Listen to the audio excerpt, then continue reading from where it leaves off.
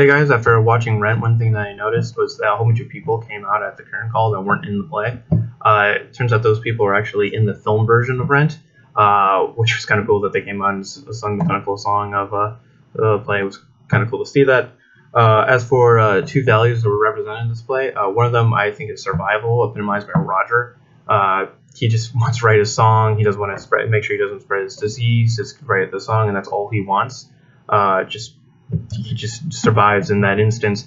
Whereas Angel epitomizes growth. She has the same diagnosis as Roger, but she's flamboyant, happy, inspiration to everyone around her. Helps people on the street, even if they don't take her quite seriously at the moment. But she's one of my favorite characters in this play, so definitely a growth-based character. As for something I looked up afterwards was this based off of real events?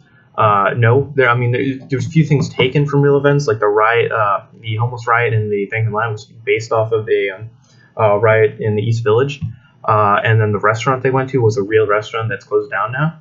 But most of the plot structure was taken from an earlier play called La Vie Moemme, which the song they sing a song about it. So that was kind of interesting. As for diversity of the play, there's a wide variety of sexual orientations throughout this play, and they all were given like normal relationship where the couples argue but they come back together. Like it's a normal relationship, where in most media you see like either a super happy relationship for these kind of relationships, or like super dysfunctional, but they never really see like a normal one.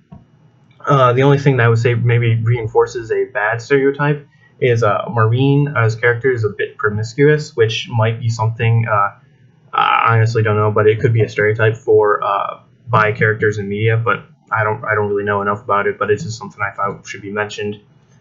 As for a song that I decided to analyze, the song I picked was "Seasons of Love."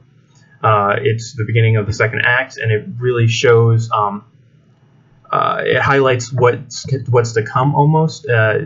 The second half of the play focuses on the three main relationships of the show, and it shows how these relationships change over time based on different moments in their lives, including Angel's eventual death.